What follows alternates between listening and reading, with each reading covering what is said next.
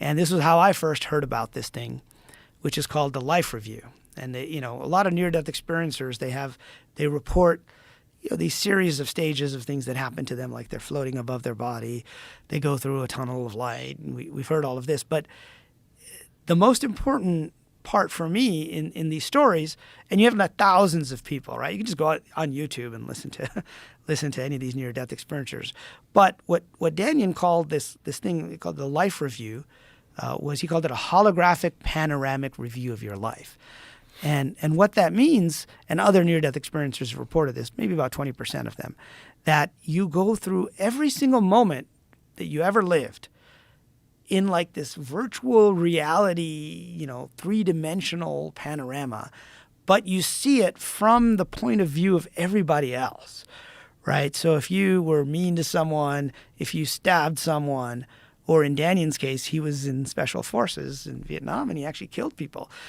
He said he had to experience what it was like to, get the bullet. And then more than that, experience what happened after that guy died, his wife, the guy who died, his wife and children, what kind of suffering they experienced. So it's like you're reviewing, like after a football game, right? Or after a match. You might sit there and review on the screen what happened. Right. Except this screen is like, fully immersive, the best VR you could ever have. It's like you're reliving the moment.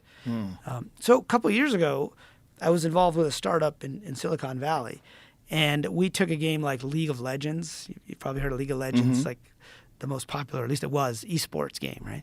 And you've got all these guys on a field, but pretty much you play on a 2D screen, right? So we made it so you could replay the game, but you would put on a virtual reality headset, and it would seem like you were on the field in League of Legends, and you could replay from any point of view. Same with Counter-Strike Global Offensive was the one that, I was thinking of, because in that game, it's a first-person shooter.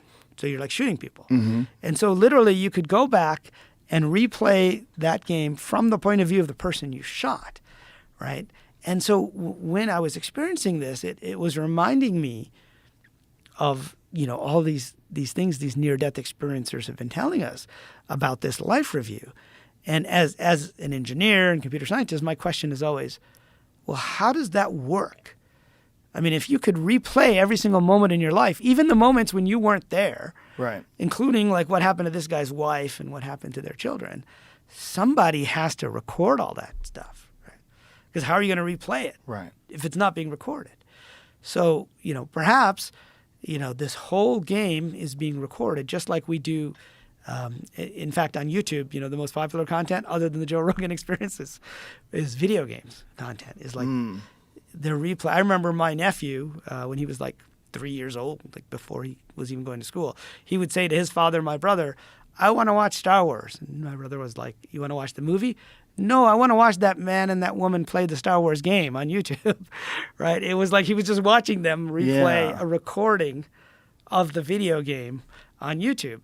And so this life review thing, which is at the crux of near-death experiences, I think gives us a clue, and an interesting clue, which ties back to your question to me, which is how do you go, how do you live with this stuff? And I say, well, what if all of this is being recorded and you're making choices and you're going to have to review it afterwards? Right? Like the concept of when you die. Exactly. St. Peter reviews your life.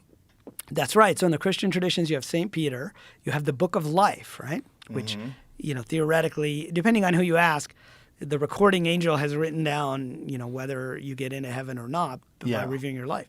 Well, it turns out in the Islamic traditions, they get much more explicit about what that is. They call it the Scroll of Deeds. Okay, now, of course, remember, 2,000 years ago, they had to call it something people would understand. The Scroll of Deeds, there's two angels. And you've probably seen, like, in the movies, in the animated movies, they'll have, like, the angel and the devil. That comes out of the Islamic traditions, right? And so there's these two angels, they're called the Kiraman Kitabin, and they're sitting down and writing down. One's writing down all your good deeds, and one's writing down all your bad deeds.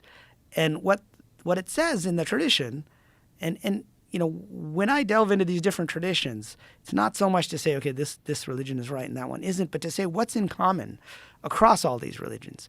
Because that part is probably right. If these guys are coming to that independently, all the other stuff, maybe, I won't, I won't criticize for you believing the other stuff. That's up to you. But that stuff is probably at the core of this thing called life and what happens after life. And so what it says in the Islamic traditions is your book will be laid open for you after you die, and you will be the reckoner, right?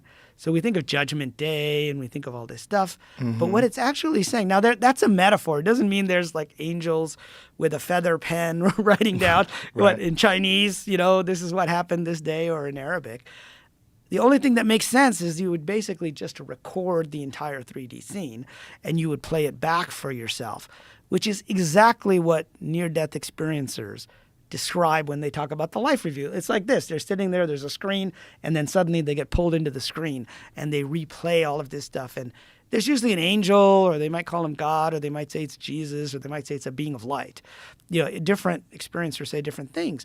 But they say that guy doesn't judge you.